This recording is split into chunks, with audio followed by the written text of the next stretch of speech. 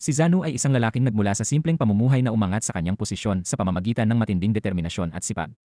Inabot siya ng 5 taon bago siya naging pinuno ng Departamento ng Asset Management sa kanilang grupo, kung saan ang paunahing tungkulin niya ay tiyakin ang kaligtasan ng pondo ng kumpanya. Sa panahong iyon, ang pangalawang pinakamakapangyarihan sa Shang Group na si Mr. Chen ay nahaharap sa mga kaso ng manipulasyon ng presyo ng stock. Sa araw na iyon ay gaganapin ang mahalagang seremonya upang ipahayag ang bagong leader ng grupo. Sa unang araw ni Zanu sa kanyang bagong tungkulin, agad niyang napansin ang isang problema. May dinalang peach drink para sa chairman kahit alam ng lahat na allergic ito sa peach. Habang papalapit ang handover ceremony, hindi pa rin nagpapakita ang chairman. Nakaramdam si Zanu na may mali kaya nagpasya siyang hanapin ito. Pagdating niya sa opisina ng chairman, natagpuan niyang bumagsak na ang chairman at walang ginawang pagtulong ang kanyang apo na siyang vice president. Mabuti na lamang at dahil sa mabilis na pag-iisip ni Zanu at sa pagtawag ni Zanu ng tulong, naiwasan ang mas masamang pangyayari. Hindi kayang manatiling walang leader ang organisasyon, kaya inatasan si Zanu na hanapin ang vice chairman sa loob ng 30 minuto. Kung mabibigo siya, matatanggal siya sa trabaho. Habang papunta sila, tinanong ni Gongmen kung bakit susundin ni Zanu ang tila hindi makatwirang utos.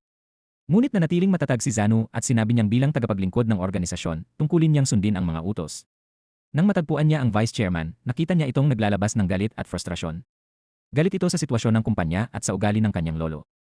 Kahit pa hinampas siya ng stick at nasugatan, nagpatuloy si Zanu at pinakiusapan ang vice chairman na itago muna ang nangyari. Sa huli, bumalik ang vice chairman sa banquet at pansamantalang naiwasan ang krisis. Upang patatagin ang kumpanya, inanunsyo ng vice chairman ang plano na gawing shareholding system ang kumpanya at magpataw ng inheritance tax sa lahat ng tagapagmana. Isang nakakagulat na hakbang ito na nagpagulat sa marami. Matapos magtrabaho buong umaga, nagkaroon din ng pagkakataon si Zanu na kumain. Ngunit narinig niyang pinagtatawanan siya ng kanyang mga kasamahan at tinatawag siyang isa lamang utusan ng pamilya ng chairman. Hindi siya nagpaapekto dahil sanay na siya sa ganitong pagtrato. Makalipas ang ilang sandali, tinawag siya ng asawa ng chairman ng nagmamadali. Pagdating niya roon, nalaman niyang kailangan lamang nitong ipagawa ang isang problema sa tubo ng tubig. Kahit matapos niyang ayusin ito, pinagalitan pa rin siya at pinaramdam na parabang nagkulang siya sa kanyang tungkulin. Sa parehong araw, mabigat sa kanyang loob ang hindi niya pagdalo sa memorial service ng kanyang ina. Matagal nang nagsakripisyo si Zanu upang suportahan ang kanyang pamilya. Isinakripisyo niya maging ang sariling pangarap upang matulungan ang kanyang nakababatang kapatid na magkaroon ng mas matatag na karera sa civil service. Gayunpaman, ang kanyang kapatid ay nag-aalala sa kanya at hindi na kayang makita si Zanu na patuloy na tinatapakan ang kanyang dignidad para lamang sa kapakanan ng pamilya. Pagdating naman sa kanilang ama, may malalim na galit si Zanu dahil naniniwala siyang may malaking kinalaman ito sa pagkamatay ng kanilang ina. Kahit ganito ang kanyang nararamdaman, itinago niya ito sa kanyang sarili. Bago siya umalis, nag-iwan siya ng pera para sa kanyang pamilya. Pagbalik niya sa bahay, hindi niya halos mawalay ang kanyang cellphone kahit habang naliligo. Maya-maya ay tumunog ang kanyang telepono. Ang desisyon ng Vice President na magpatupad ng malaking inheritance tax ay nakakuha ng atensyon ng Economic Case Investigation Team. Nagsimula silang maghinala na maaaring may iligal na pondo sa likod ng Cheyenne Group. Ngunit naisip na ito ni Zanu. Nauna na niyang itinago ang sensitibong datos ng kumpanya sa isang lihim na archive. Kapag nakaalis na ang investigation team, balak niyang sirain ang mga ebidensya. Kahit napakahalagang gawain ito, ipinagkatiwala pa rin ito sa isang baguhan na si Gongmen. Samantala, sa ospital, naghihintay ang mga tagapagmana ng yumaong chairman. Dumating ng huli ang asawa ng ika-4 na anak at malinaw na ipinakita ng pamilya ang kanilang pagwawalang bahala sa kanya.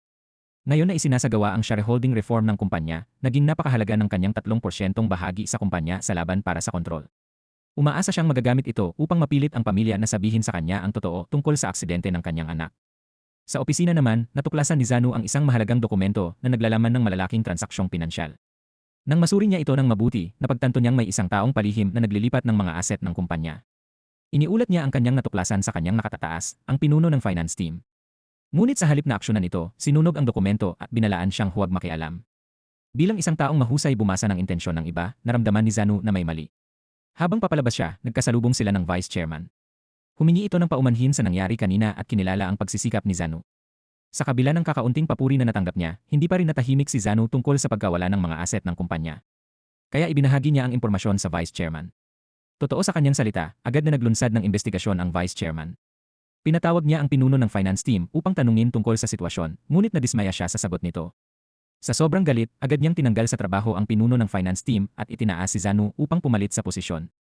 Ang pangunahing gawain ngayon ni Zanu ay mabawi ang mga nawawalang asset na nailipat na sa ibang bansa. Dahil sa tiwala ng vice chairman sa kanya, naramdaman ni Zanu na tila mas maliwanag na ang kanyang kinabukasan. Naglakbay siya sa ibang bansa at matagumpay na nabawi ang mga pondo. Ngunit habang papunta siya sa paliparan dala ang isang bank card na naglalaman ng $600 milyong, dinala siya ng isang taxi driver sa isang liblib na lugar. Napansin ni Zanu na may mali sa sitwasyon kaya mabilis siyang bumaba sa sasakyan. Ngunit agad siyang hinabol ng mga hindi kilalang salarin. Habang papalapit ang mga ito, tinurukan siya ng gamot at nawalan siya ng malay. Pagkagising niya, natagpuan niya ang sarili sa gilid ng isang bangin. Sa sandaling iyon ay may lumitaw na pamilyar na mukha sa kanyang harapan, si Gongmen, ang kanyang sariling tauhan. Hindi maintindihan ni Zanu ang nangyayari kaya kinumpronta niya si Gongmen at tinanong kung bakit siya nito ipinagkanulo. Bilang sagot, inulit ni Gongmen ang isang bagay na minsang itinuro ni Zanu sa kanya, na bilang isang tagapaglingkod, ang kailangan lamang gawin ay sundin ang mga utos. Maya-maya ay umalingaw ang putok ng baril at nahulog si Zanu sa dagat. Ngunit may kakaibang nangyari. Nang magkamalay siya muli, natagpuan niya ang sarili sa loob ng isang hindi pamilyar na sasakyan. Isang babae ang nakaupo sa harap niya at nagpakilalang si Dao Jun, ang asawa ng ika-4 na anak ng pamilya. Habang nakatingin si Zanu sa kanyang refleksyon sa bintana ng kotse, napagtanto niyang muli siyang naging bata. Pagkababa niya sa sasakyan, nakita niya ang lahat ng miyembro ng pamilya Zatsu na nagtitipon at naghihintay sa tagapagtatag ng Xiang Group na si Mr. Chen Yang na ngayon ay kanyang lolo. Ipinagdiriwang ng matandang chairman ang kanyang ika-6 na kaarawan sa araw na yon. Kahit na matagal nang hindi pinapansin ng pamilya ang ika-4 na anak dahil hindi ito nagtatrabaho sa negosyo ng pamilya, dumating pa rin siya kasama ang kanyang pamilya upang igalang ang matandang chairman. Bagaman naglakbay pabalik sa nakaraan si Zanu, nanatiling buo ang kanyang mga alaala. Agad niyang nakilala ang bawat miyembro ng pamilya. Nang mapansin niyang palihim na pumapasok ang panganay na apo na si Shin Jun sa pribadong koleksyon ng chairman, sinundan ito ni Zanu dahil gusto niyang malaman kung ano ang ginagawa nito. Hindi napansin ni Shin Jun na may sumusunod sa kanya. Sa kanyang pagkataranta, aksidenteng nabasag niya ang isang mamahaling vase. Nasaksihan ng kanyang kapatid na si Ijun ang pangyayari.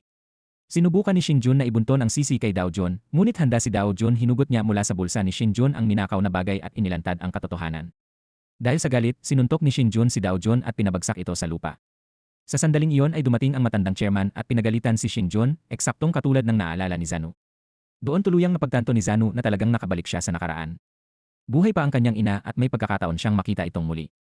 Pumunta siya sa tindahan na dating pag-aari ng kanyang ina at sa wakas ay nakita niya ito. Napansin ng kanyang ina ang sugat sa kanyang mukha at inalok siya ng band-aid. Napaluha si Zanu habang muling naramdaman ang pagmamahal ng kanyang ina. Nang dumating ang ina ni Dao Jun at inakalang naligaw siya, dinala siya nito pauwi. Habang papalayo sila, nadaanan nila ang isang eksena ng isang masayang pamilya. Sa daan pauwi, humagulgol si Dao Jun doon na pagtanto ni Zanu ang matagal na niyang hinahangad na samahan ng pamilya. Kinabukasan, nag-aalala ang matandang chairman tungkol sa kinabukasan ng pamilya at sa nalalapit na presidential election. Nagtipon ang lahat ng kanyang mga anak upang pag-usapan kung sino sa mga kandidato ang susuportahan ng pamilya. Ngunit walang makapagbigay ng malinaw na sagot. 3 ang kandidato at isa lamang ang maaaring suportahan ng pamilya. Ang 2 nangungunang kandidato ang itinuturing na pinakamakapangyarihan, ngunit kung mali ang kanilang piliin ay maaaring magkaroon ito ng malubhang epekto sa pag-unlad ng pamilya. Dahil walang naging resolusyon ang pulong, tinapos ng chairman ang pagpupulong. Paglabas niya ay nakita niyang naghihintay si Dao Jun sa labas. Sinabi ni Dao Jun na nais niyang bayaran ang vase na kanyang nabasag. Ngunit pinagtawanan siya ng kanyang tiyuhin dahil hindi niya umano nauunawaan ang tunay na halaga ng ganoong bagay. Bigla namang binanggit ni Dao Jun ang halagang 5 bilyong dolyar. Idinagdag pa niya na kung siya ang tatanungin, susuportahan niya ang ikatlong kandidato. Hindi nagtagal, iniulat ng mga news outlet na ang ikatlong kandidato ay biglang nakakuha ng malaking momentum sa eleksyon. Sineseryoso ng chairman ang sinabi ni Dao Jun at pinag-isipan ang kahulugan nito. Pagkatapos ay nagtanong siya kay Dao Jun. Makalipas ang ilang panahon, habang nagbabasa ng isang lingguhang magasin, napagtanto ng chairman kung tungkol saan ang tanong na iyon. Ito ay tungkol sa pag-usbong ng teknolohiya, partikular sa pag-unlad ng semiconductors. Sa panahong iyon, naninibabaw ang Estados Unidos at Japan sa industriya ng semiconductors, habang malayo pa ang Korea sa kanila. Ang tanong ng chairman ay kung paano makakahabol ang Korea sa larangang iyon. Tinawagan ni Dao Jun ang chairman upang pag-usapan ang bagay na iyon, ngunit sinabi sa kanya na nasa isang business trip ang chairman patungong Baghdad. Nang tanungin niya ang petsa at detalye ng flight, biglang may naalala si Dao Jun, isang trahedyang mangyayari sa biyahe na iyon. Sa kanyang alaala, namatay ang chairman sa isang plane crash habang nasa naturang biyahe. May 3 oras na lamang siya upang balaan ng chairman, kaya agad niyang naunawaan kung gaano kaapurahan ang sitwasyon. Una, tumawag si Dao Jun sa pulisya upang ipaalam ang babala, ngunit hindi siya pinaniwalaan at itinuring lamang itong biro ng isang bata. Dahil desperado, pumunta siya sa bahay ng chairman upang personal na humingi ng tulong. Gayunpaman, abala ang chairman sa isang pagpupulong, kaya nag-iwan na lamang si Dao Jun ng mensahe sa sekretarya, umaasang makakarating ito sa chairman. Sa kasamaang palad, hindi nakita ng chairman ang mensahe. Sumakay siya sa eroplano ayon sa plano, at tulad ng inaasahan ni Dao Jun, iniulat sa telebisyon ang pagbagsak ng eroplano. Nagdulot ito ng kaguluhan sa buong pamilya. Ang ilan ay nagdadalamhati, habang ang iba naman ay agad nang iniisip ang mana at kung paano ito hahatiin. Ngunit maya-maya ay bumukas ang pinto ng bahay, at sa labis na pagkagulat ng lahat, bumalik ang matandang chairman ng ligtas at walang anumang pinsala. Nang makita niya ang pamilya na umiiyak, labis siyang nagalit. Ipinaliwanag ng sekretarya na inakala ng lahat na patay na ang chairman dahil sa pagbabago ng flight. Sa katotohanan, ang chairman lamang ang nakakaalam ng buong pangyayari. Nabasa niya ang mensahe ni Dao Jun habang nasa eroplano, kaya nagpa siya siyang baguhin ang kanyang flight at bumalik sa sariling bansa. Sinunod din niya ang payo ni Dao Jun at bumili ng isang semiconductor company sa Korea upang mapalakas ang posisyon ng pamilya sa negosyo. Habang nagpapatuloy ang presidential election, nangyari ang lahat ayon sa eksaktong hinulaan ni Dao Jun. Humanga ang chairman sa kanyang foresight, kaya ipinatawag niya si Dao Jun sa kanyang study room. Doon ay tinanong niya kung kaya ba nitong makita ang hinaharap. Nahaharap sa matinding pagsusuri ng chairman, naging maingat si Dao Jun at hindi niya ibinunyag ang katotohanan. Sa halip, sinabi niyang binabasa lamang niya ang iniisip ng chairman. Sa totoo lang, matagal nang nakapagpasya ang chairman, kailangan lamang niya ng isang taong magpapatunay sa kanyang mga ideya. Dahil dito, nagkaroon ng bagong paggalang ang matandang chairman sa kanyang apo. Para sa kanya, si Dao Jun lamang sa buong pamilya ang tunay na nakakaunawa sa kanya. Bilang gantimpala, nagpasya ang chairman na bigyan si Dao Jun ng isang espesyal na regalo. Ngunit tinanggihan ni Dao Jun ang pera at sa halip ay humingi ng lupa, isang lupain na halos walang halaga noong panahong iyon. Agad namang pumayag ang chairman at ibinigay sa kanya ang 50,000 piyong ng lupa. May isa pang kahilingan si Dao Jun, nangako siyang papasok sa law school ng Seoul National University sa kondisyon na tatanggapin ng chairman ang kanyang pamilya bilang bahagi ng pamilya muli. Pumayag ang chairman at sa harap ng buong pamilya ay opisyal niyang ibinalik ang posisyon ni Dao Jun sa hierarchy ng pamilya. Ang dahilan ng kakaibang pabor na ito ay dahil maraming taon na ang nakalipas na iligtas ni Dao Jun ang buhay ng chairman. Bilang pasasalamat, ginantimpalaan siya ng chairman ng 50,000 piyong ng lupa. Ngayon, ang halaga ng lupang iyon ay biglang tumaas ng napakalaki, at ang kayamanan ni Dao Jun ay umabot na sa 24 bilyong dolyar. Habang nakatingin si Dao Jun sa napakalaking kayamanan na nasa harapan niya, hindi siya makapaniwala. Samantala, lalong nababahala ang tatlong magkakapatid. Nag-aalala sila na ang patuloy na pagtaas ng pabor ng chairman kay Dao Jun ay maaaring magbanta sa kanilang sariling katayuan sa pamilya. Habang nag-aaral sa universidad, nagkataong nakilala ni Dao Jun si Minsu na magiging isang prosecutor sa hinaharap. Sa panahong iyon, isa lamang siyang ordinaryong estudyante na may hilig sa mga celebrity. Napansin ni Dao Jun ang malaking kaibahan ng kanyang magiging personalidad sa hinaharap at ng kanyang kasalukuyang pagkatao, kaya lalo siyang naging interesado rito. Isang araw, sa sobrang kasabikan, aksidenteng natumba ni Dao Jun ang tinapay ng isang lalaki. Nang mag-alok siyang bayaran nito, nagulat siya nang humingi ang lalaki ng 10 milyong dolyar. Mayaman si Dao Jun ngunit hindi siya inosente. May isang tao noon na nagpaalala sa kanya na kung hindi siya sigurado, huwag siyang papasok sa anumang kasunduan. Isinapuso niya ang payong iyon. Napanood niya ang pelikulang Titanic at mula sa kanyang mga alaala ay alam niyang magiging isang pandaigdigang tagumpay ito. Hindi nagtagal ay muli niyang nakasalubong ang parehong lalaki. Sa kanilang pag-uusap, nalaman ni Dao Jun na nahulaan din ng lalaki ang tagumpay ng pelikula at nagsimula na itong mamuhunan ng maaga. Hindi sinasadyang nabanggit ng sekretarya ang pangalan ng lalaki, si Hen, isang kilalang Korean investment tycoon. Dahil dito, lalo pang naging interesado si Dao Jun pag uwi niya sa bahay, nagsaliksik siya tungkol kay Hen at nagpasya siyang hikayatin itong maging kanyang investment advisor sa hinaharap. Madali niyang nalaman kung nasaan si Hen, ngunit ayaw naman siyang makipagkita nito. Pagkatapos ay may isang chess game na ipinalabas sa telebisyon, at doon nakakita ng pagkakataon si Dao Jun gumawa siya ng pustahan kay Hen kung sino ang mananalo sa laro, tao ba o makina. Walang pag-aalinlangan na pumusta si Hen sa human player, habang si Dao Jun naman ay pumusta sa computer batay sa kanyang mga alaala. Ang kinalabasan ay hindi na nakapagtataka, nanalo ang computer. Nang mapagtanto ni Hen na nalinlang siya, naalala niya si Dao Jun at agad siyang lumabas upang hanapin ito. Sa labas, naghihintay si Dao Jun, hindi nagtagal ay nabuo ang kanilang pakikipagsosyo. Nais ni Dao Jun na gamitin ang kanyang mga alaala ng hinaharap at ang talento ni Hen upang makapagtayo ng sarili niyang imperyo sa negosyo. Pagbalik ni Dao Jun sa bahay ng matandang chairman, nadatnan niyang nagtitipon ang pamilya para sa isang family photo. Masayang nakita siya ng chairman, ngunit ang dalawa nitong anak na nasa ibaba ay nakarinig ng kanyang pagtawa at nagsimulang mainggit sa espesyal na relasyon ni Dao Jun sa chairman. Ang panganay na anak na nababagabag sa patuloy na pag-angat ni Dao Jun ay lumapit sa sekretarya ng chairman upang magtanong tungkol sa kanyang sariling katayuan bilang tagapagmana. Ipinaliwanag ng sekretarya na para sa chairman, ang pinakamahalagang bagay ay pera. Kung sino ang makapagdadala ng pinakamaraming kayamanan sa pamilya, siya ang magiging susunod na tagapagmana. Pinayuhan niya ang panganay na anak na pagtuunan ng pansin ang negosyong kanyang pinamamahalaan. Ipinaliwanag din niyang ang lahat ng ito ay bahagi ng plano ng matandang chairman upang subukin ang kakayahan ng kanyang mga anak na kumita at magpalago ng negosyo. Bilang tugon, nagtalaga ang chairman ng isang driver para kay Dao Jun, isang banayad na paraan upang mabantayan kung paano niya ginagamit ang mga mapagkukunan na nasa kanyang kamay. Nauunawaan ni Dao Jun ang layunin ng chairman, ngunit hindi nito binago ang kanyang mga plano. Ipinagpatuloy niya ang kanyang buhay bilang estudyante sa kolehiyo at dumalo sa mga party, kahit alam niyang binabantayan ng chairman ang bawat kilos niya. Habang nag-aalala ang chairman na baka maging hindi na makontrol ang mabilis na pag-angat ni Dao Jun, sinusubok din niya kung kaya nitong hawakan ang kayamanan ng maayos. Samantala, nalulugi ang negosyo ng bakal ng panganay na anak. Nakita ito ni Dao Jun bilang isang pagkakataon at lihim niyang inayos na bilhin ni Hen ang mga utang ng kumpanya. Kahit may pagdududa ang media, ipinaliwanag ni Hen na sila ay namumuhunan lamang sa mga bagay na magbubunga sa hinaharap. Naramdaman ng matandang chairman na may isang taong nasa likod ng hakbang na ito, ngunit hindi niya alam na sarili niyang apo ang may kagagawan. Sa katotohanan, hindi rin lubos na naintindihan ni Hen kung bakit bumili si Dao Jun ng isang kumpanyang malinaw na nalulugi. Sa unang tingin, tila sinusubukan lamang ni Dao Jun na pahinain ang posisyon ng panganay na anak. Ngunit sa totoo lang, mas malaki ang layunin ni Dao Jun, inihahanda niya ang sarili upang balang araw ay makuha ang kontrol ng Cheyenne Group. Sa pamamagitan ng kanyang mga estratehiya, ginagawa niyang parang mga piyesa lamang sa kanyang mas malaking plano ang mga makapangyarihang miyembro ng pamilya. Isang araw, dinala ng matandang chairman ang kanyang mga anak sa reset track. Ang kotse na may gulong ng Shenyang ang nangunguna sa karera. Sa sandaling iyon, itinaas ng bunsong anak na babae ng chairman ang kanyang kamay at pinuna ang kanyang ama dahil sa patuloy nitong pamumuhunan sa industriya ng karera kahit hindi pa ito nananalo. Iminungkahi pa niya na mas mabuting ginamit na lamang ang pera upang suportahan ang kandidatura ng kanyang asawa sa Kongreso. Nagalit ang chairman sa sinabi ng kanyang anak at pinayuhan siyang huwag maging masyadong sakim. Ang tensyon sa pagitan ng mag-ama ay nag-iwan ng matinding impresyon kay Dao Jun. Samantala, hindi maganda ang takbo ng karera. Nahuhuli ang kotse ng Shenyang sa kalabang E-Group. Kahit may 3 lap pa na natitira, kampante na ang chairman ng E-Group sa kanyang nalalapit na tagumpay.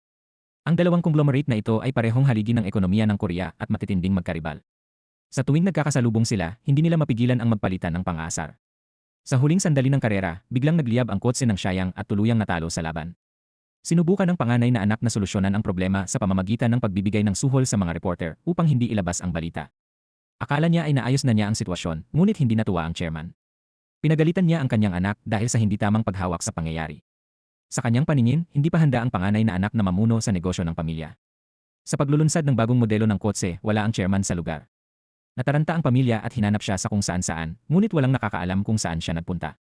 Sa gitna ng pag-aalala, lumapit si Dao Jun at sinabi niyang alam niya kung nasaan ang chairman.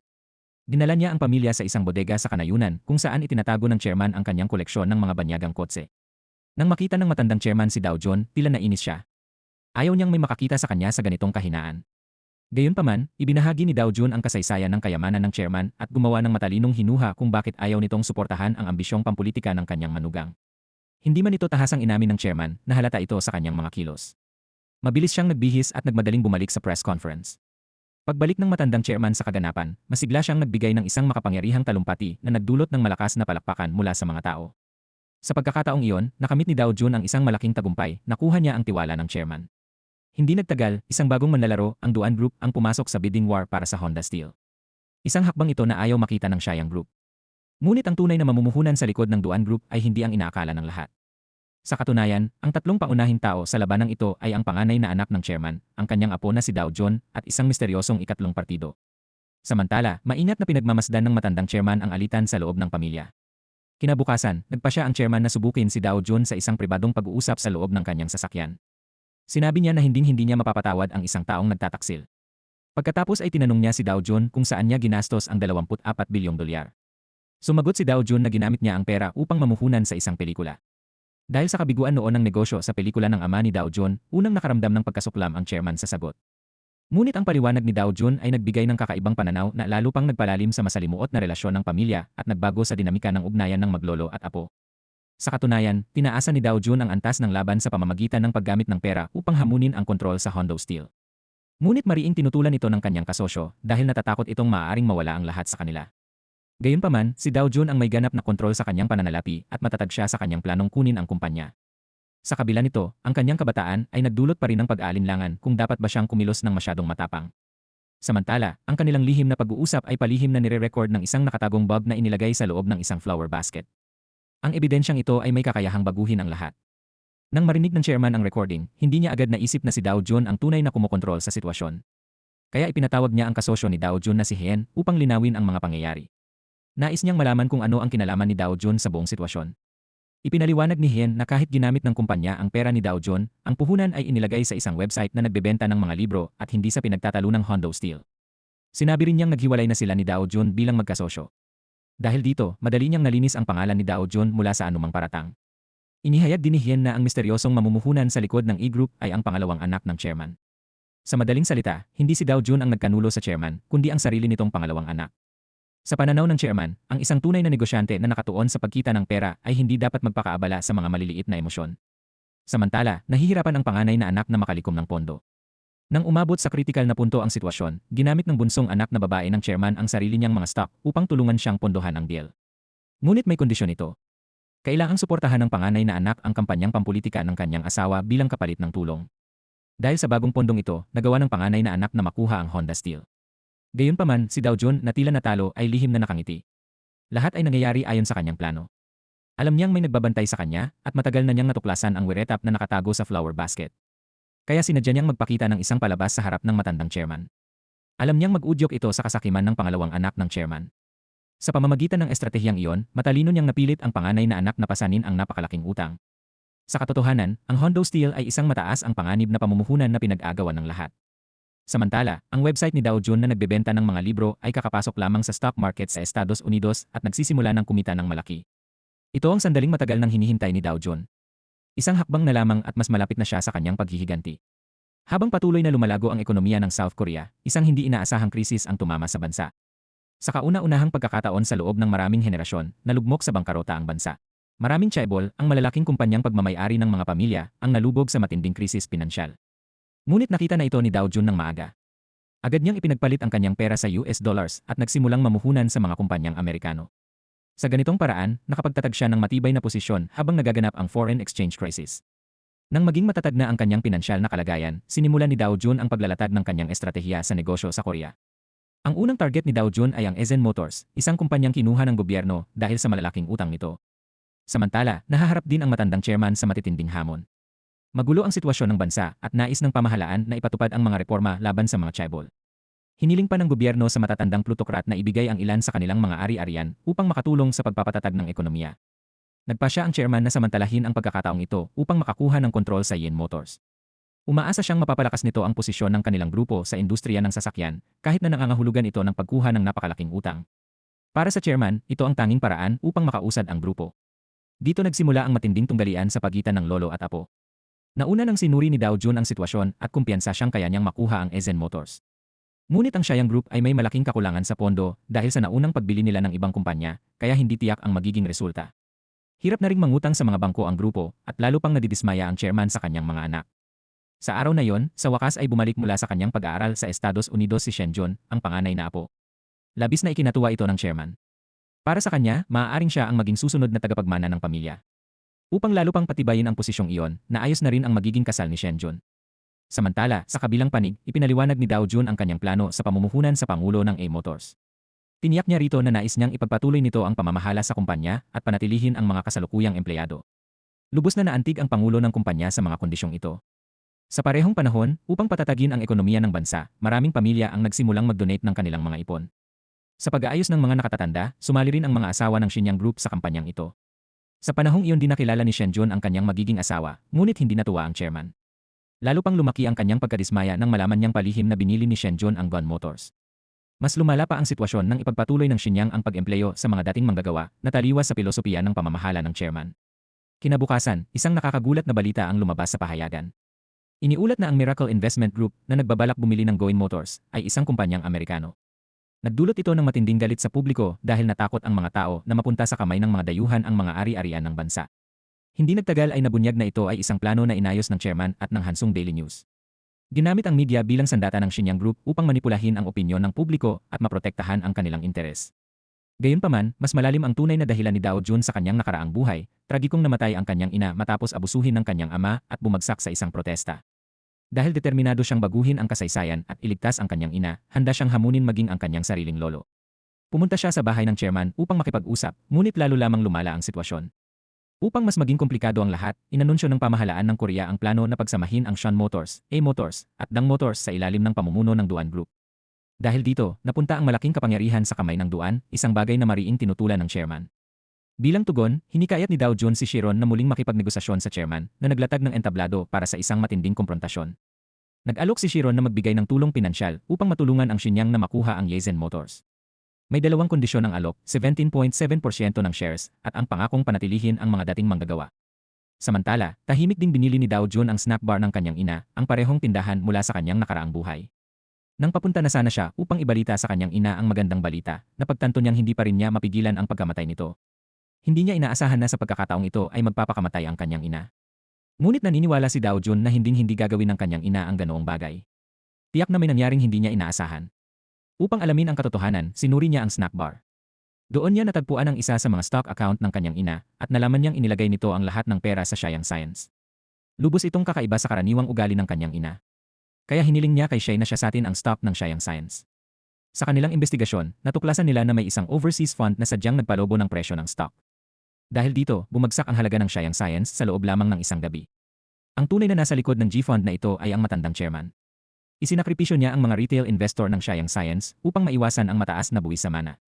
Labis itong ikinagalit ni Dao Jun, hinarap niya ang kanyang lolo at tinanong kung bakit nito ginawa iyon. Ngunit walang malinaw na sagot ang chairman. Sa kanyang nakaraang buhay, namatay ang ina ni Dao Jun dahil sa parehong uri ng matinding presyon. Sa sandaling iyon, nagkaroon ng malalim na galit si Dao Jun laban sa Shenyang Group. Napagtanto niyang parehong may kaugnayan sa kumpanyang iyon ang pagkamatay niya at ng kanyang ina. Maya-maya ay dumating si Shin Jun, pumunta siya sa Shenyang Construction Company, isang kumpanyang hindi maganda ang kalagayan. Inakala ng anak na lalaki at babae na ito ay paraan ng kanilang ama upang parusahan ang pinuno ng kumpanya. Ngunit ng gabing iyon, sinabi ng matandang chairman na si Shin Jun mismo ang nagkusang pumunta roon. Sa sandaling iyon, pinuri pa ng pangalawang asawa ang pag-iisip ni Shin Jun at sinabing mas angkop ito sa politika. Ngunit nagalit ang chairman dahil ang mga politiko ang matagal nang pumipigil sa pag-unlad ng Sean Group. Sa huli, umalis ang chairman na galit. Kinabukasan, dinala ng matandang chairman si Shin Jun sa Ranch Island. Ang lugar na iyon ay dating tambakan ng basura, ngunit nakatakdang maging isang mahalagang development area. Doon rin gaganapin ang 2002 World Cup. Inatasan niya si Shin Jun na hikayatin ang mga kumpanyang nagtatayo sa Chunyang na lumahok sa proyekto. Kasabay nito, optimistiko rin si Dao Jun tungkol sa mga development zone at sa industriya. Plano niyang mamuhunan ng malaki sa teknolohiya ng mga development zone. Bilang unang hakbang, kailangan niyang makuha ang isang construction company. Dahil dito, naging magkaribal sina Dao Jun at Shin Jun sa development zone. Samantala, sinubukan ni Xian na makipag-ugnayan sa bagong mayor ng Seoul. Nakipag-ugnayan siya sa manugang ng matandang chairman na isang prosecutor at inalok itong suportahan ang kandidatura nito sa pagka-mayor.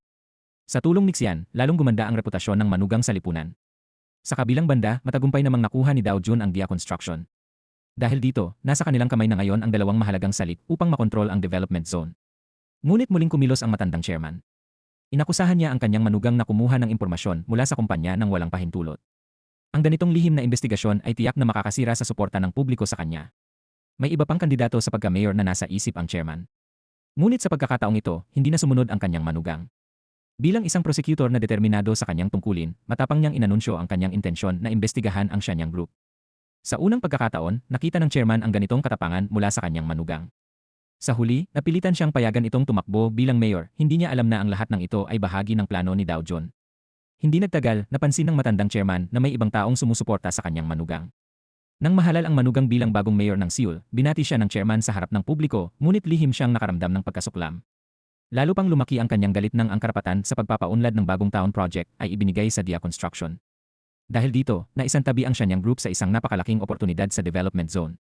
Sa sobrang galit, ipinatawag ng chairman ang kanyang manugang upang tanungin ito. Ngunit ang manugang, na tila nagbago na, ay ipinaliwanag na patas na napili ang Dia Construction. Sa puntong iyon, napagtanto na ng chairman na ang Miracle Investments ang nasa likod ng lahat. Kinabukasan, sinalakay ng mga otoridad ang punong tanggapan ng Miracle Corporation dahil sa mga paratang ng panunuhol. Isa itong maingat na hakbang ng chairman upang pilitin ang pinakamalaking shareholder ng Miracle na lumantad. Dahil alam niyang wala na siyang ibang pagpipilian, pumunta si Dao Jun upang makipagkita sa chairman sa napagkasunduang lugar. Doon nagsimula ang isang matinding laban sa negosyo sa pagitan ng lolo at apo. Walang ideya ang matandang chairman na si Dao Jun ang taong matagal nang kumikilos laban sa kanya. Inakala niyang ginagawa lamang ito ni Dao Jun upang matiyak ang kanyang mana. Ngunit nagulat ang chairman nang ipahayag ni Dao Jun na nais niyang bilhin ang Siang Group gamit ang sarili niyang pera. Tinuring ito ng chairman na kalokohan at agad siyang gumanti. Inakusahan niya si Xian at si Mayor Choi ng panunuhol upang pahinain ang posisyon ni Dao Jun. Ngunit inaasahan na ito ni Dao Jun. Habang nakangiti, nagbigay siya ng isang mapanirang kontra. Ipinaliwanag niyang kung usigin si Xian, malalaman ng buong lipunan na ang apo ng chairman ay nagbigay ng suhol sa kanyang tiyahin. Ang ganitong iskandalo ay tiyak na sisira sa reputasyon ng Siang Group. Nanginig sa galit ang chairman at napagtanto niyang maaaring masira ang buong buhay niyang pinaghirapan. Dahil dito, napilitan siyang bawiin ang mga kaso. Sa sandaling iyon, muli na namang natalo ang chairman sa kanyang batang ngunit tusong apo. Matagal nang napagpasyahan ni Dao Jun na balang araw, siya ang kukuha ng kontrol sa Shenyang Group. Ang misyon ni Dao Jun ay pinatatakbo ng matinding hangaring ipaghiganti ang trahedyang pagkamatay ng kanyang ina at matuklasan ang katotohanan sa likod ng kawalang katarungang naranasan niya sa kanyang nakaraang buhay. Samantala, ang matandang chairman ay matagal nang abala sa pagpaplano ng magiging tagapagmana ng kanilang kayamanan. Sa kaibuturan ng kanyang isip, alam niyang kulang sa kakayahan ang kanyang panganay na anak upang pamahalaan ang grupo ng kasing husay niya. Ngunit upang mapanatili ang katatagan sa loob ng pamilya, matagal na siyang nagtakda ng isang mahigpit na patakaran, ang panganay na anak lamang ang maaaring magmana ng kayamanan ng pamilya. Nang malaman ng chairman na maaaring tinutulungan ng ama ni Dao Jun ang kanyang apo upang magpayaman, nagpasya siyang kumilos upang pigilan ang mga ambisyon ni Dao Jun. Inilipat niya sa apo ang ilang hindi gaanong mahalagang ari-arian ng grupo. Umaasang sa kalaunan ay umatras ito sa kanyang mga plano. Napansin ng pangalawang anak ng chairman ang mga banayad na hakbang na ito at lalo siyang naging balisa tungkol sa magiging pinal na desisyon sa pamana. Kinagabihan, pumunta ang chairman sa silid ni Shin Jun. Nahihiya si Shin Jun dahil sa pagkawala ng development rights, ngunit handa na ang matandang chairman na dalhin siya sa mas mataas na antas. Hindi nagtagal, nakatanggap si Dao Jun ng masamang balita. Ang mga kumpanya ng cable TV at pelikula na tumulong sa kanya sa pagbuo ng Digital Media City ay biglang kinansela ang kanilang pakikipagtulungan. Ang lahat ng ito ay dahil sa impluensya ng matandang chairman na nagawang makuha ang dalawang grupong iyon sa pamamagitan ng napakalaking bayad sa advertising. Agad na naunawaan ni Dao Jun na ito ay isang malinaw na senyales na idinedeklara na ng chairman ang digmaan laban sa kanya. Sa sandaling iyon, muling tumawag si Mayor Choi upang maglagay ng presyon kay Dao Jun tungkol sa proyekto ng Digital Media City. Ngunit si Mayor Choi ay isang taong duwag at kulang sa lakas ng loob. Kalaunan ay nalaman na si Shin Jun ay lihim ding nakikipagtulungan sa mayor. Nalito si Dao Jun, ngunit ang sinabi ni Xuan ay nagbigay sa kanya ng bagong ideya. Naniniwala siyang sa hinaharap ay mas kakailanganin ng mga tao ang internet kaysa sa telebisyon. Dahil dito, nagpasya si Dao Jun na magdala ng live game channel sa Media City. Ngunit sa kasamaang palad, hindi interesado ang mga game channel noong panahong iyon. Sa halip, isang misteryosong animation channel ang nagpakita ng interes sa pakikipagsosyo at hiniling kay Dao Jun na makipagkita ng mag-isa sa gabi upang pag-usapan ito. Nang dumating si Dao Jun sa napagkasunduang lugar, nalaman niyang ang misteryosong kasosyo ay si Xiamin, ang anak ng may-ari ng Hansung Daily News at ang blind date na inayos ng chairman para sa kanya. Nagpasya si Xiamin na mamuhunan sa 4 na channel kasama ang Daily News. Isang napakaakit-akit na alok ito para kay Dao Jun. Gayunpaman, mabilis niyang napagtanto na ang tunay na layunin ni Xiamin ay may kaugnayan sa kanyang malalim na ugnayan sa Shenyang Group. Nang gabing iyon, pag-uwi ni Dao Jun, ipinakita ng kanyang ama ang mga shares na inilipat sa kanya ng matandang chairman. Noong una, inakala ni Dao Jun na nais ng kanyang ama na itigil na niya ang kanyang mga negosyo laban sa chairman. Ngunit sa halip, buong suporta ang ipinahayag ng kanyang ama kay Dao Jun at iminungkahi pa nitong humanap siya ng media channel na maaaring makipagtulungan sa kanya. Sa kabilang panig, nahaharap ang matandang chairman sa isang seryosong krisis sa kalusugan. Natuklasan na may tumor sa kanyang ulo na maaaring lumala anumang oras. Tumanggi siyang sumailalim sa operasyon at sa halip ay nagpasya na tapusin ang pamamahagi ng mga ari-arian ng grupo bago pa tuluyang lumala ang kanyang kalagayan. Plano niyang ibigay kay Dao Jun ang kanyang shares sa Shenyang Hospital. Hindi niya alam na sa paggawa nito ay nagbibigay siya ng isang napakalaking oportunidad. Sa ospital, nakita ni Dao Jun ang isang mahalagang pangalan sa VIP list, si Chairman Jay ng Dong Group. Iniwan ni Chairman Jay ang sarili niyang ospital upang makapasok sa Shenyang Hospital kahit pa mapagtawanan siya dahil sa kanyang ginawa. Sinamantala ni Dao Jun ang pagkakataon at hinikayat si Chairman Jay na makipagtulungan sa kanya dahil mayroon na silang isang kalaban. Samantala, nagpapatuloy ang mga plano ng matandang chairman. Natuloy ang kasal ni Shin Jun ayon sa nakatakdang araw. Pumasok si Shin Jun sa bridal room at naghintay na makaalis ang iba bago ipinakita ang kanyang ibang mukha. Alam niyang may gusto si Shenmin kay Dao Jun. Noong gabing iyon, lumapit si Shenmin kay Dao Jun at ibinuhos ang kanyang damdamin. Nakita ito ni Shin Jun nang dumating siya, ngunit wala siyang sinabi. Hanggang sa araw ng kasal, nanatili siyang tahimik. Hindi lamang niya nais talunin si Dao Jun sa negosyo, kundi nais din niyang pagsisihan ni Shenmin na minamaliit siya, ang lahat habang buhay.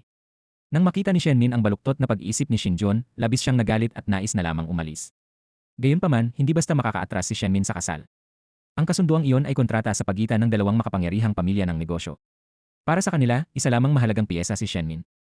Matapos sabihin ni Shin Jun ang katotohanan, muli niyang sinuot ang kanyang mapagkunwaring mukha at umalis, iniwan si Shenmin na mag-isa sa kanyang silid. Sa huli, kahit may kani-kanyang lihim na motibo, itinuloy ng dalawa ang kasal para sa kapakanan ng kanilang mga pamilya. Sa pagkuha ng family photo, pribadong sinabi ni Dao Jun sa matandang chairman ang isang desisyong ikinagulat nito. Hindi na raw niya balak gamitin ang sarili niyang pera upang bilhin ang Shenyang Group. Kinabukasan, pumunta si Dao Jun upang batiin si Shin Jun. Pinakita pa ni Shin Jun ang kanyang pagiging magiliw at inalo si Dao Jun, sinasabing huwag na itong malungkot dahil sa pagkawala ng proyekto ng Digital Media City. Ngunit ilang sandali lamang ay nakatanggap si Shin Jun ng isang tawag. Sa sobrang galit, ibinagsak niya ang telepono sa sahig.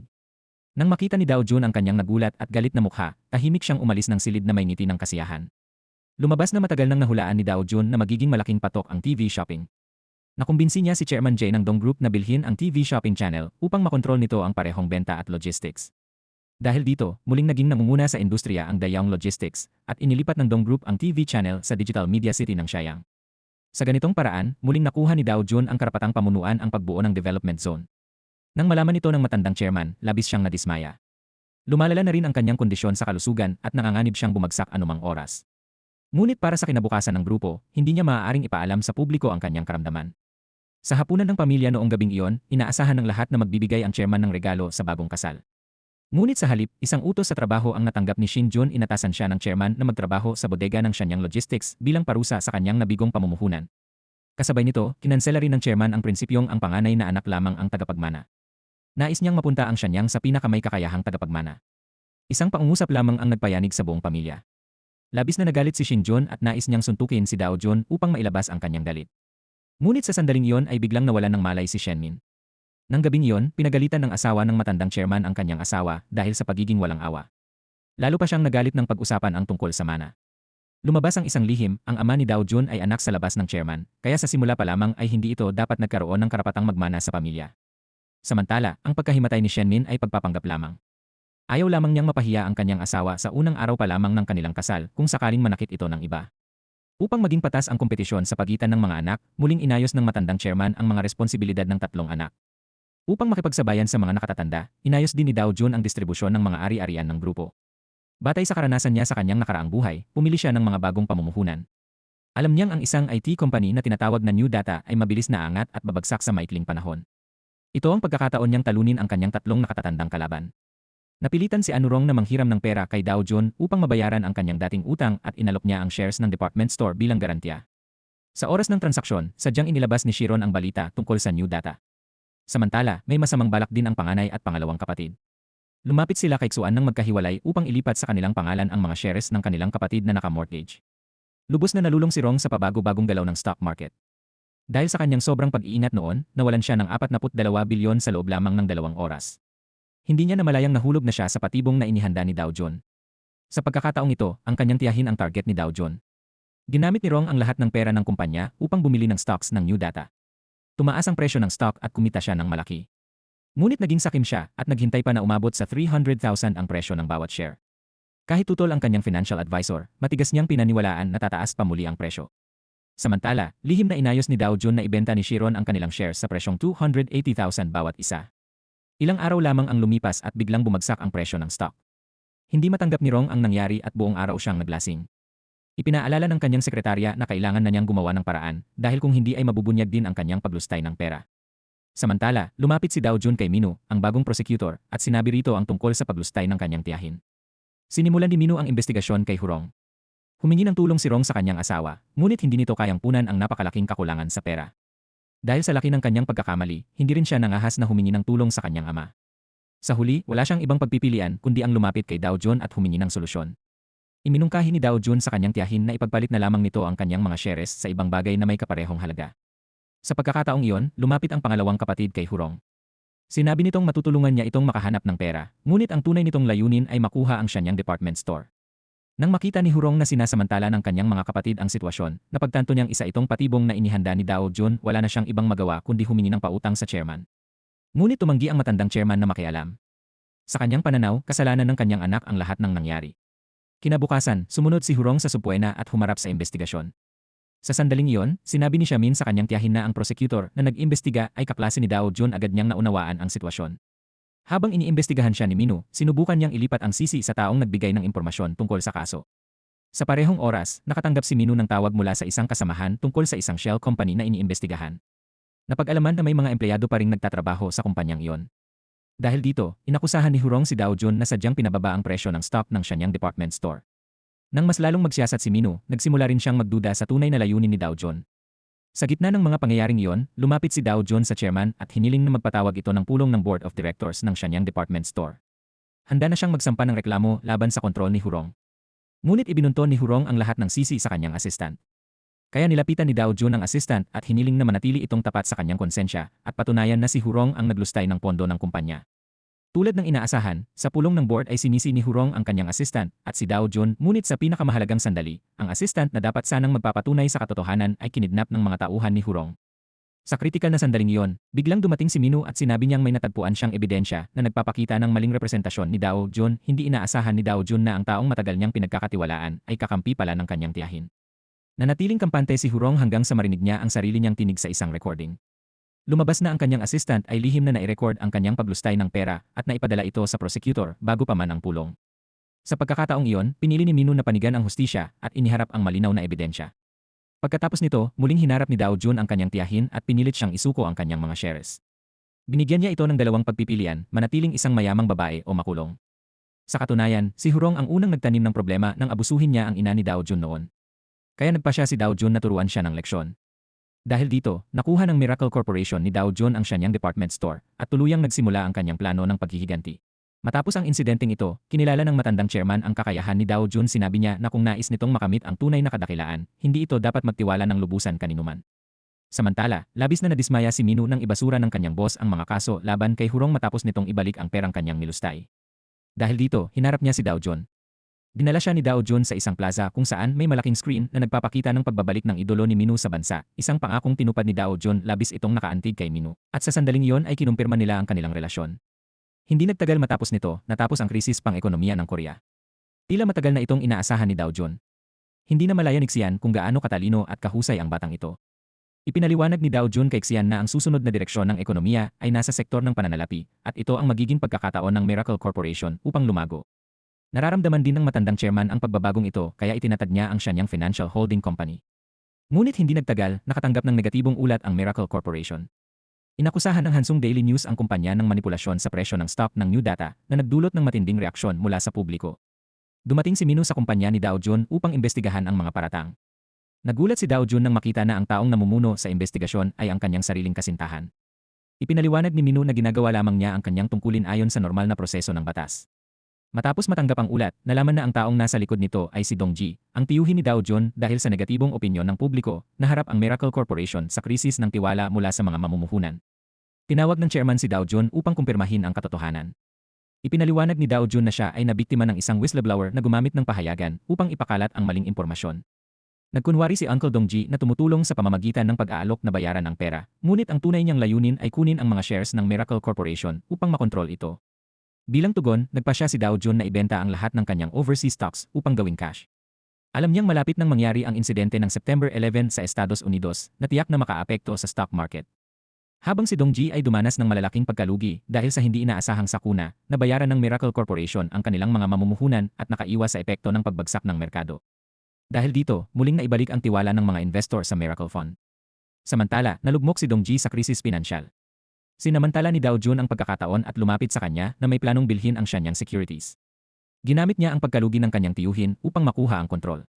Nang makita ng matandang chairman ang mga pangyayaring ito, kinumpronta niya si Dow Jun tungkol sa pagiging walang awa nito. Tumugon si Dow Jun na pareho lamang sila ng kanyang lolo. Dahil dito, lalo pang naging malapit ang loob ng chairman sa kanyang batang apo. Nang hindi ipinapaalam sa iba, nagplano siyang magsagawa ng press conference upang ipasa ang Shenyang Finance kay Dow Jun. Ngunit bago pa man ito mangyari, nagkaroon ng aksidente sa sasakyan. Agad na nagpunta sa ospital ang mga miyembro ng pamilya ng chairman. Ipinaalam ng doktor na nasa malalim na koma ang chairman at hindi maaaring bisitahin ng kanyang pamilya. Sa kabila nito, walang nagpakita ng pag-aalala para kay Dow Jun na nasangkot din sa aksidente. Sa kabutihang palad, ligtas si Dow Jun dahil napahinto ng kanyang driver ang truck sa huling sandali.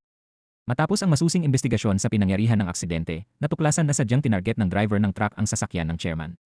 Hindi ito isang simpleng aksidente, isa itong planadong pagpatay. Nang maunawaan ni Dow Jun ang katotohanan, lalo siyang naging determinado na lumaban. Nangako siyang hahanapin ang taong nagtangkang pumatay sa kanya, maging sa kasalukuyang buhay man o sa kanyang nakaraang buhay. Naniniwala ang pamilya na kritikal ang kondisyon ng chairman, ngunit hindi maaaring manatiling walang leader ang grupo. Upang maiwasan ang mga chismis na makaapekto sa presyo ng stock ng Shenyang Group, lumabas ang panganay na anak at sinabi na siya ang mangunguna sa pagpapatuloy ng pagbuo ng Shenyang Financial.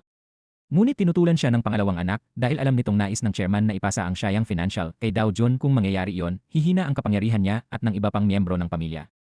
Habang nakahiga sa koma ang chairman, nag-aaway ang kanyang mga anak tungkol sa kani-kanilang interes. Hindi na ito kinaya ng matandang ginang ng pamilya at pinalayas niya ang mga walang utang na loob na anak. Habang abala ang bawat isa sa kani-kanilang plano, hindi nila alam na ligtas at maayos ang chairman sa kanyang silid sa ospital. Matagal nang napagtanto ng chairman na sinadya ang aksidente. Gayunpaman, upang maprotektahan ang reputasyon at impluwensya ng grupo, pinayagan niyang ituring ito ng pulisya bilang isang ordinaryong aksidente sa trapiko. Sigurado siyang ang may kagagawa nito ay isa sa kanyang 3 anak. Nagpasya siyang hintayin ang araw ng pagpupulong ng Shenyang Financial Council. Naniniwala siyang ang sinumang hahadlang sa pagpupulong na iyon ang siyang nasa likod ng aksidente. Ang insidenteng ito ay lalo pang nagpatibay sa kanyang paniniwala na tama ang taong kanyang pinili. Paulit-ulit niyang pinaalalahanan si Dow Jun na protektahan ang sarili at huwag basta-basta magtiwala sa sinuman. Habang nagpapaalam sila sa isa't isa, tinanong ng matandang chairman kung balak pa rin ba ni Dow Jun na bilhin ang Shan Group gamit ang sarili niyang pera. Hindi sumagot si Dow Jun, sa halip, yumuko siya ng malalim at tahimik na umalis. Kinabukasan, nakatanggap si Mayor Choi ng mensahe na nagsasabing walang natagpuang malubhang pinsala sa katawan ng chairman. Naghinala siya na ang insidenteng iyon ay isang pagsubok na sinadya mismo ng chairman. Hinimok siya ng kanyang asawa na personal na makita ang chairman.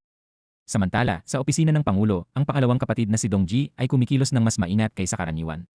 Dahil sa presyon mula sa mga miyembro ng Chaebol family, napilitan ang direktor ng ospital na ayusin ang isang pagpupulong sa chairman. Nang pumunta sila sa silid ng ospital, hinarang sila ni Ron Ji, ang anak sa labas ng pamilya. Dahil ibinigay sa kanya ng matandang chairman ang shares ng Shenyang Hospital, may sapat na kapangyarihan na siya upang ipatupad ang mga patakaran ng ospital. Kung magpapatuloy ang ibang mga anak sa paggawa ng gulo, may kapangyarihan si Ron Ji na pigilan silang muling makapasok sa ospital. Di nagtagal, nalaman ng ina ni Dao Jun ang katotohanan tungkol sa aksidente. Nais niyang tawagan ng pulisya upang mahuli ang may sala, ngunit iginiit ni Dao Jun na siya na ang bahala sa paghawak ng sitwasyon. Dahil sa kanyang kapangyarihan at kakayahang kumilos sa likod ng mga pangyayari, ayaw niyang agad na makialam ang mga otoridad. Inutusan ni Dao Jun ang kanyang mga tauhan na imbestigahan ang pagkakakilanlan ng driver upang matunton ang tunay na utak sa likod ng krimen. Sa kabilang panig, nagkagulo ang tatlong magkakapatid. Nagpasya silang ituloy ang pagpupulong ng konseho tulad ng nakaplano at balak nilang magsagawa ng kudeta.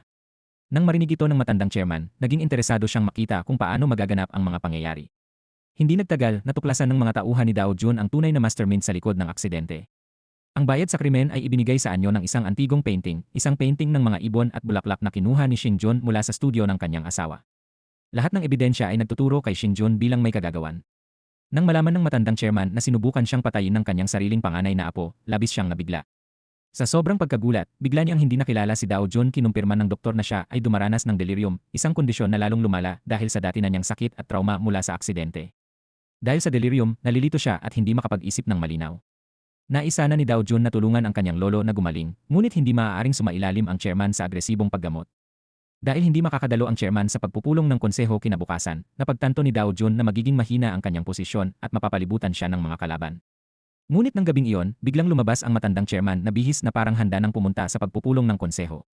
Sinubukan siyang pigilan ni Dao Jun at ng iba pa at ipinaliwanag na gabi pa lamang. Nang buksan nila ang kurtina, napansin ng chairman na naka-shorts lamang siya, kaya kumalma siya. Alam ni Dao Jun na napakataas ng panganib sa sitwasyon, kaya humingi siya ng payo kay Shahen. Ipinaalam ni Shahen na si Shin Jun ay nakakuha na ng mahigit kalahati ng mga boto laban kay Dao Jun, kaya halos imposible na siyang manalo. Determinado pa rin si Dao Jun, pinuntahan niya ang silid ni Shin Jun na may malinaw na layunin ang kumbinsihin itong bumoto pabor sa panukala. Sinabi pa niya na nagising na ang matandang chairman at naglalatag ng bitag upang malaman kung sino ang may kagagawa ng anumang kaguluhan sa pagpupulong ng konseho. Kinabukasan, sa mismong pagpupulong ng konseho, hindi inaasahang bumoto si Shin Jun pabor sa panukala. Dahil dito, madaling naipasa ang panukalang pagtatatag ng financial holding company. Ngunit nang dumating ang oras upang piliin ang magiging pangulo, ipinakita ni Shin Jun ang kanyang tunay na intensyon. Iminungkahi niyang ang kanyang ama ang maging pangulo at tila malapit na itong magtagumpay. Sa kritikal na sandaling iyon, biglang pumasok sa silid ang matandang chairman. Ibinigay niya ang kanyang boto kay Dao Jun dahil sa kanyang presensya, walang sinuman ang nangahas na tumutol.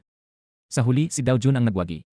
Upang magawa ito, isinugal ng chairman ang kanyang buhay sa pamamagitan ng pag-inom ng gamot upang pansamantalang pigilan ang kanyang delirium. Pagdating sa pintuan ng elevator, hinarap siya ni Shin Jun na tila alam ang kanyang kalagayan. Tinanong siya ni Shin Jun tungkol sa petsa na nagdulot ng labis na nerbiyos sa chairman. Dahil hindi siya makasagot, naging tensyonado ang sitwasyon hanggang sa makialam si Dao Jun at nalutas ang problema. Sa loob ng elevator, labis na nabalisa ang chairman. Marami siyang nakita habang nagpapanggap na nasa koma kaya hindi niya makontrol ang kanyang emosyon. Sa gitna ng kanyang pagsasalita, bigla siyang inatake ng delirium at napaihi sa kanyang pantalon. Tumingin siya kay Dao Jun na parang isang batang nagkamali. Sa sandaling iyon, may isang janitor sa loob ng elevator.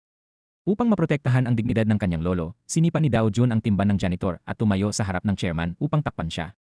Binigyan niya ng sapat na dangal ang kanyang lolo at yumuko pa upang punasan ang tubig sa sahig. Napansin ng matandang chairman ang ginawang ito ni Dao Jun. Hindi nagtagal, nabunyag ang tunay na nasa likod ng pag-atake, ang matandang ginang ng pamilya. Nang malaman ito ng chairman, nais niya itong harapin. Ngunit bigla siyang muling inatake ng delirium at nakalimutan ang tungkol sa kanyang pagkakasangkot. Sa halip, dinala siya ng matandang ginang pauwi. Nang gabing iyon, nagdaos ang lola ng isang pagtitipon sa kanyang bahay at inimbitahan ang kanyang mga anak. Plano niyang ipahayag na ang chairman ay dumaranas ng delirium upang ang kanyang sariling anak ang magmana ng Sean Group. Ngunit hindi inaasahang dumating si Dao Jun, pinilit niya ang matandang ginang na manatiling tahimik at palihim na ipinahiwatig na may kakayahan siyang itago ang kanyang lihim hanggat hindi siya kikilos laban sa kanya. Samantala, sa tulong ni Shin Jun, nabaligtad ang opinyon ng publiko laban sa Shenyang Motors at mabilis na bumabagsak ang presyo ng stock nito. Dahil sa tumitinding presyon, napilitan pang bumaba sa kanyang posisyon ang chairman. Sa Miracle Corporation, sinuri ni Dao Jun at ng kanyang mga tauhan ang sitwasyon. Ipinaliwanag ni Sheehan na ang layunin ng nalalapit na shareholders meeting ay patatagin ang posisyon ni Dow Jones bilang Pangulo. Nang marinig ito, tumayo si Dow Jones at ibinahagi ang kanyang mga iniisip. Naalala niya ang nalalapit na World Cup na gaganapin sa Korea sa Hunyo at napansin ang pagbagsak ng presyo ng stock. Samantala, nagsimulang pag-isipan ng chairman ang sarili niyang mga pagkukulang. Ipinaliwanag ni Dow Jones na hindi kasing ganda ang performance ng Shenyang Motors kumpara sa ibang brand sa merkado. Sinabi niyang upang makuha ang suporta ng mga mamimili, kailangang magkaroon ng sapat na appeal ang mga sasakyan. Nangako siya sa kanyang lolo na kung ibibigay sa kanya ang buong kontrol sa Apollo Project, gagawin niyang isang bagay na ipagmamalaki ang Shenyang Motors sa pamana ng chairman. Kinabukasan, nagpatawag si Dow Jones ng pulong tungkol sa Apollo Project. Nagbigay siya ng isang masiglang talumpati at ipinaliwanag na hindi nila ibebenta ang Apollo. Ayon sa kanya, ang marketing strategy para sa maliit na kotse ay ibenta ito sa mababang tubo, ngunit napakataas ng gastos sa produksyon. Sa halip, nagmungkahi siya ng mas malaking plano, gamitin ang World Cup bilang isang malaking oportunidad sa marketing. Ipinahayag niya na kung makakarating ang South Korea sa quarterfinals, magbibigay sila ng 1,000 Apollo cars bilang gantimpala. Nagbulungan ang mga miyembro ng team dahil duda sila na makakarating ng ganoon kalayo ang South Korea. Ngunit dahil nakabalik na si Dow Jones mula sa hinaharap, alam niya ang magiging record ng Korea. Ang layunin niya ay iugnay ang Apollo car sa pambansang karangalan upang mapalakas ang kompetisyon nito sa merkado. Sa kabila ng kumpiyansa ni Dow Jones, pinahinto siya ng matandang chairman. Nais ng chairman na ibenta ang Shenyang Motors upang makapokus si Dow Jones sa pagiging pangulo ng walang ibang alalahanin. Ngunit hindi matanggap ni Dow Jones na maging mansa sa pamana ng kanyang lolo ang Shenyang Motors. Kaya nagmungkahi siya ng isang pustahan. Kung hindi makakarating ang South Korea sa quarterfinals, papayag siyang ibenta ang kumpanya. Ngunit kung makarating ang Korea sa quarterfinals, mananatili ang kumpanya. Habang nagsimula ang World Cup, naging masigla ang torneo. Ang sunod-sunod na panalo ng South Korea at ang kasikatan ng Apollo ay sabay na tumaas. Naging napakalaking tagumpay ang benta ng kotse. Ngunit sa sandaling iyon, biglang bumagsak ang lolo ni Dow Jones, pumanaw siya sa mismong sandaling iyon. Sa halip na kalungkutan, ang laman ng puso ng kanyang mga anak ay pagkalkula. Iniisip nila kung paano hahatiin ang mana ng Shenyang. Hindi nila alam na binago na ng matandang chairman ang kanyang testamento. Nang basahin ang huling habilin, nagulat ang lahat. May mga anak na nakatanggap ng kanilang bahagi ng mana, ngunit si Dow Jones ay walang natanggap. Labis itong ikinagalit ni Dow Jones, hindi niya inasahan na wala siyang matatanggap kahit isang bahagi ng kayamanan. Dahil dito, nagkaroon ng pag-asa ang mga anak ng chairman. Inisip nilang binibigyan sila ng matandang lalaki ng pangalawang pagkakataon. Nagsimulang magtanong ang mga ito kung totoo bang sinabi ng chairman na ibibigay niya ang Shenyang kay Dow Jones. Parehong interesado ang panganay at pangalawang anak sa pamamahala ng Shenyang Group. Sinabi ng lola na hawak niya ang 17% ng shares ng Shenyang Life. Kung sino ang makakakuha ng 17% na yon ay maaaring alisin si Dow Jones bilang pangulo. Hanggat makukuha ang shares ng lola, mapupunta sa kanya ang pamamahala ng Shenyang. Sa una ay tumanggi ang lola na ibigay ang kanyang shares. Ngunit may ebidensya si Dow Jones na siya ang nag-utos ng tangkang pagpatay. Sa ilalim ng investigasyon ng prosecutor, napilitan ang lola na sundin ang kagustuhan ni Dow Jones. Nang malaman ng magkakapatid na ibinigay ng kanilang lola ang shares kay Dow Jones, agad silang pumunta upang igiit ang kanilang karapatan. Ang panganay na anak, na nalaman ang katotohanan tungkol sa aksidente, ay isinumbong pa ang sarili niyang ina sa pulisya. Nang tawagan ng prosecutor ang telepono ni Dow Jones, hindi siya nagulat. Tila bahagi na ito ng kanyang plano. Matapos makuha ang 17% na shares ng Shenyang Life mula sa kanyang lola, agad niyang inayos na ipadala ng kanyang ama ang lola sa ibang bansa upang hindi na lumala ang kaso ng tangkang pagpatay. Nang malaman ni Minu ang katotohanan at handa na siyang arestuhin ang matandang babae, huli na ang lahat. Agad siyang pumunta kay Dow Jones at tinanong kung bakit niya ginawa iyon. Walang masagot si Dow Jones, ang tanging nasabi niya ay hilingin kay Minu na magtiwala muli sa kanya. Ngunit sa pagkakataong iyon, hindi na siya pinaniwalaan ni Minu. Kinabukasan, ginanap sa tamang oras ang shareholders meeting ng Shenyang Life. Ang layunin ng pulong ay piliin ang magiging representative director ng kumpanya. Bukod kay Dow Jones, ang isa pang kandidato ay si Lee Han-ki, isang veterano sa kumpanya. Nang akala ni Dow Jones na siya na ang mananalo, biglang nakatanggap ng text message ang lahat ng shareholders sa loob ng silid. Ang mensahe ay direktang tumutukoy kay Dow Jones, nakasaad dito na nagkaroon siya ng matinding pagtatalo sa chairman dahil hindi siya nasiyahan sa nilalaman ng suicide note. Dahil dito, lumala umano ang kalagayan ng chairman hanggang sa bigla itong pumanaw. Anuman ang katotohanan, nagsimulang humingi ng paliwanag ang mga shareholders. Bago pa makapagsalita si Dow Jones, sinabi ni Shin Jun na may surveillance camera sa silid ng chairman sa ospital at kung ilalabas ang video footage ay malalaman ang buong katotohanan. Ngunit biglang sinabi ni Lee Han-ki na nabura na ang data ng kamera sa kahilingan ni Dow Jones. Hindi inaasahan ni Dow Jones na kakampi na pala ni Shin Jun si Lee Han-ki. Dahil dito, naging malinaw na ang magiging resulta ng botohan. Sa huli, si Lee Han-ki ang nahalal bilang bagong direktor. Gayunpaman, hindi niya alam na isa lamang siyang piyesa sa plano ni Shin Jun. Matapos siyang mahalal, inaasahan ni Lee Han-ki na makukuha niya ang shares na ipinangako ni Shin Jun, ngunit sa halip, isang ulat ng paglustay ng pondo ang kanyang natanggap mula kay Shin Jun. Plano pala ni Shin Jun na gamitin iyon upang alisin siya sa posisyon. Sa kabila ng pagkatalo sa shareholders meeting, hindi natigil ang paghihiganti ni Dow Jones na nakakuha siya ng isang USB flash drive mula kay Lee Hanky. Doon niya nalaman ang tunay na dahilan kung bakit hindi siya iniwanan ng mana ng kanyang lolo. Natuklasan din niya ang isang lihim na pondo na iniwan ng kanyang lolo para sa kanya. Dahil dito, pumanig si Lee Hanky sa kampo ni Dow Jones. Hindi nagtagal, nagpa siya ang tatlong magkakapatid na magtulungan at mamuhunan sa iba pang mga kandidato. Ngunit dahil sa pagkabigo ng plano ng Siang Financial Holding Company, nagsimulang mag-away-away ang magkakapatid. Upang makakuha ng mas malaking kita, binalak ni Uncle Dong Ji na ihiwalay ang mga financial subsidiaries mula sa Siang Group. Sa ganitong paraan, kahit hindi siya maging pangulo ng Siang Group sa hinaharap, magiging malaking posisyon pa rin ang pagiging chairman ng financial group. Upang maisakatuparan ang planong ito, kailangan niya ng isang matatag na negosyo na patuloy na magbibigay ng kita. Ang Siang Credit Card ang pinakamainam na pagpipilian. Ngunit inunahan na siya ni Dow Jones ipinahayag nito sa publiko na ibebenta ang Siang Credit Card business. Dahil dito, napilitan ang kanyang mga tiyuhin na taasan ang presyo ng kanilang alok.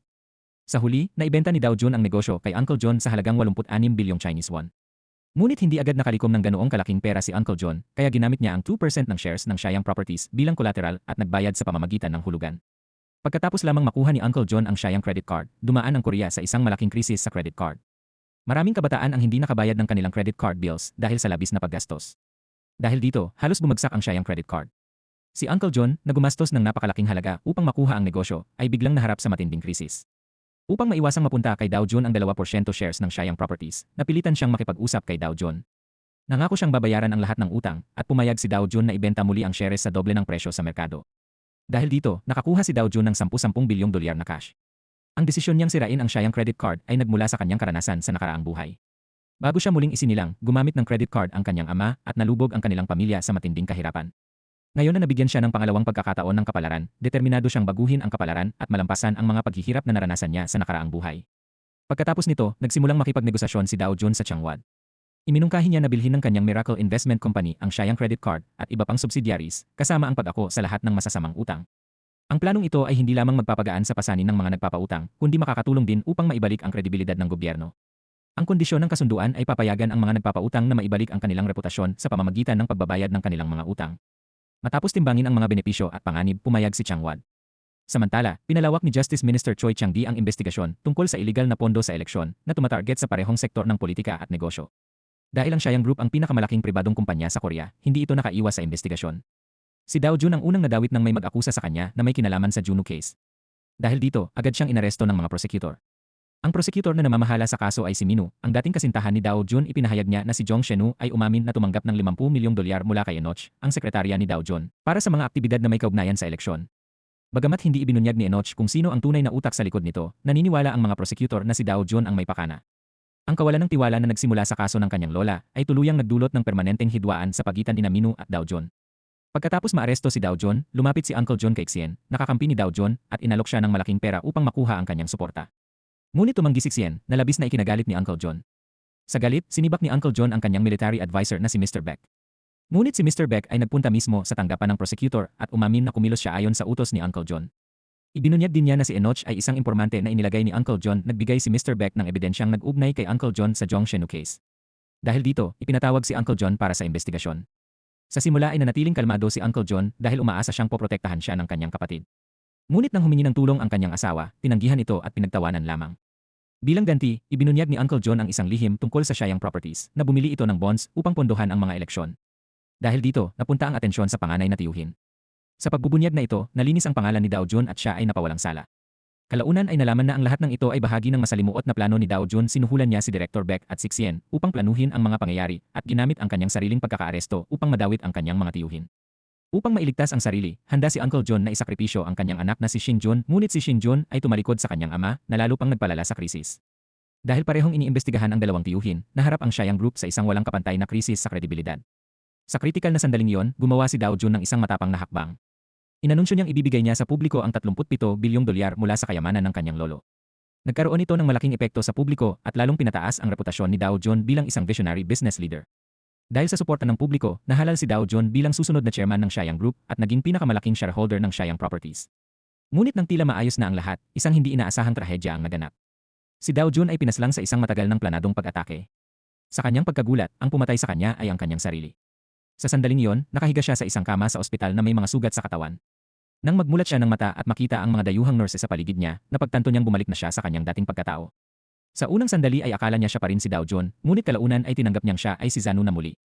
Paulit-ulit na bumabalik sa kanyang isip ang mga imahe ng aksidente. Maya-maya ay may narinig siyang ingay sa labas. Nang buksan niya ang pinto, nakita niya si Minu. Sinabi nito na magsasampa siya ng kaso laban sa kanyang tiyuhin dahil sa illegal na mana. Ipinaliwanag ni Minu na si Zanu bilang treasurer ng Shenyang ay kailangang tumestigo sa kaso. Kaya niya ito sinundan at iniligtas.